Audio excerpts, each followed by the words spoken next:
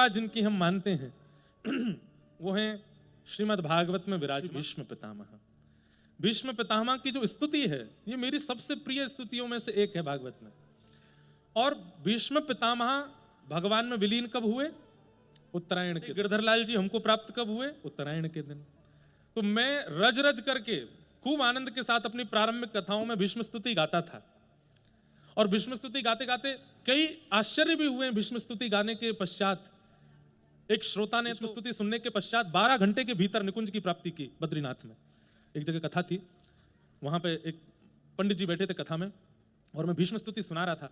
तो भीष्म स्तुति का विवेचन कर रहा था। बद्रीनाथ में कथा थी, तो जो आयोजक परिवार उनके कुल पुरोहित कथा सुन रहे थे और भीष्म पितामह का पता नहीं कौन सा भाव उनके चित्त में बैठ गया। मैं जैसे ही व्यास मंच से उतर के गया तो मुझसे बोले, जैसे भीष्म पितामह के अंतिम क्षण में ठाकुर जी उनके सन्मुख खड़े थे, हे व्यास जी ऐसा आशीर्वाद दे दो मेरे अंतिम क्षण में भी ठाकुर जी मेरे सामने खड़े हो जाएं। मैंने कहा भैया ये अंतिम क्षण की बातें क्यों करो, सब मंगल में होना चाहिए उत्सव। तो बोले नहीं नहीं नहीं, अब मुझे कुछ नहीं चाहिए, अब तो बस मुझे चाहिए अंतिम क्षण मेरा सन्मुख हो और शंख चक्र गदा पद्मधारी ठाकुर जी मेरे पास हो। ऐसा उन पंडित जी ने कहा। भीड़ बहुत थी, मैं निकल गया।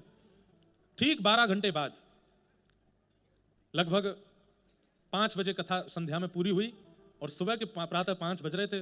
बद्रीनाथ में -2-3 डिग्री सेल्सियस टेम्परेचर। मेरा दरवाजा खटखटाया तो मैं दौड़ करके मैंने पूछा क्या बात है। तो हमारे यजमान जी बोले, महाराज जी हमारे पुरोहित जी कल से कथा सुनने के बाद रो ही रहे थे और 12 घंटे अविरल उनके आंखों से केवल आंसू थे और केवल एक ही प्रार्थना कर रहे थे, मुझे श्याम सुंदर मिल जाए। बोले हमने कभी उनको ऐसा देखा ही नहीं, वो तो परम विद्वान, भाव से तो वो लाखों कोसों दूर रहते थे। अरे विवाह आदि पढ़ाने भी जाते तो वो भी विदाई के समय पर बोलते पता नहीं क्या ये लोग सब रोते क्यों हैं, इसमें ऐसा क्या है। वो किसी के अंत्येष्टि में भी कोई रोता तो उसको भी संभालते, लेकिन खुद कल इतना रो रहे थे। गंगा जी गए, गंगा जी को प्रणाम किया, बद्रीनाथ भगवान के सामने बैठ करके हाथ जोड़ के बोलते रहे, हे बद्री विशाल अब मिल जाओ, बस अब नहीं, यहां से वापस नहीं जाना।